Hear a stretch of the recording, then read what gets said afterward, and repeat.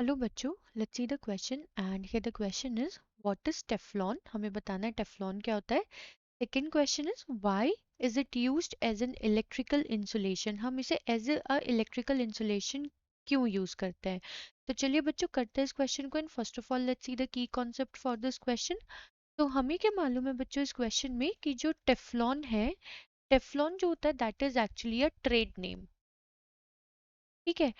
But actually में जो ये टेफ्लॉन होता है ये होता क्या है, that is actually a polymer which is known as poly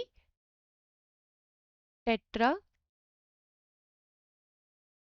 fluoro ethene. Poly tetrafluoro ethene होता है। एंड एक्चुअली में इसका जो मोनोमर होता है, क्योंकि बच्चों ये हमारा पॉलीमर है तभी हमने इसके आगे पॉली लगाया हुआ है यार, और अगर पॉलीमर है तो ऑब्वियस सी बात है इसका क्या होगा, पॉलीमर भी होगा। तो ये पॉलीमर होता है टेट्राफ्लोरो इथीन का, टेट्राफ्लोरो इथीन।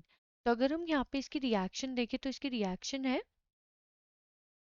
तो टेट्राफ्लोरोइथीन का मतलब है कि कार्बन कार्बन के बीच में बच्चों डबल बॉन्ड होता है एंड दोनों ही कार्बन पे दो दो फ्लोरीन एटम क्या होते हैं, अटैच होते हैं।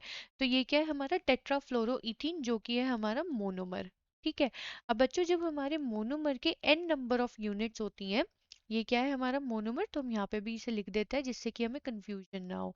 तो जब हमारी n number of units monomer की एक दूसरे के साथ कंबाइन करते हैं, एंड ये कंबाइन करने पे ये क्या फॉर्म कर देते हैं, कंबाइन करने पे ये फॉर्म करता है पॉलीमर। तो इस प्रोसेस को जिसमें कि हमारा मोनोमर से पॉलीमर बन रहा होता है, हम उसे बोलते हैं पॉलीमराइजेशन।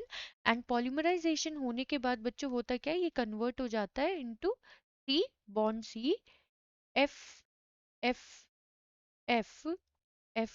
एंड हम अब पॉलीमर की यूनिट को लिखने का तरीका होता है इस तरीके से, एंड हम यहाँ पे पुट कर देते हैं एन, जो कि रिप्रेजेंट करता है number of unit of this monomer. तो ये क्या फॉर्म हो गया हमारा पॉलीमर। ठीक है।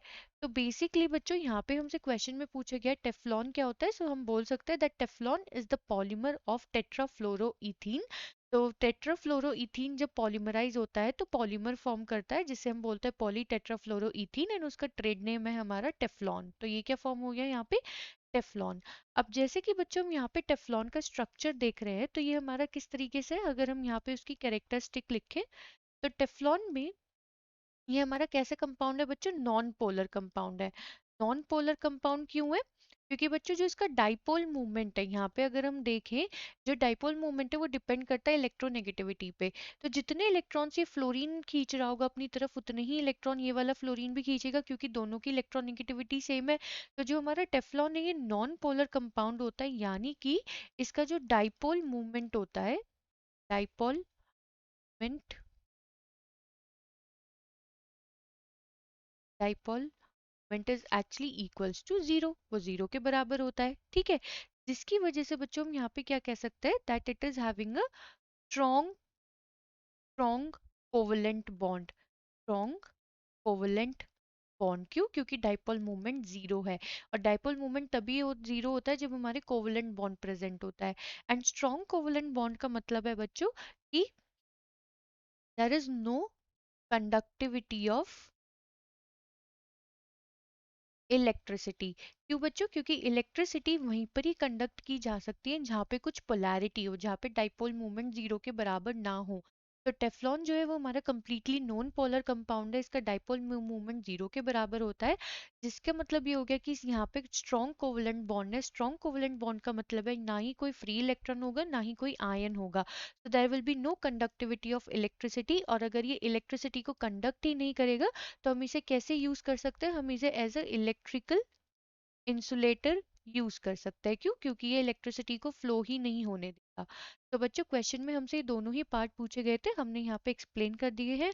आई होप बच्चों आपको ये क्वेश्चन समझ में आ गया होगा। Thank you.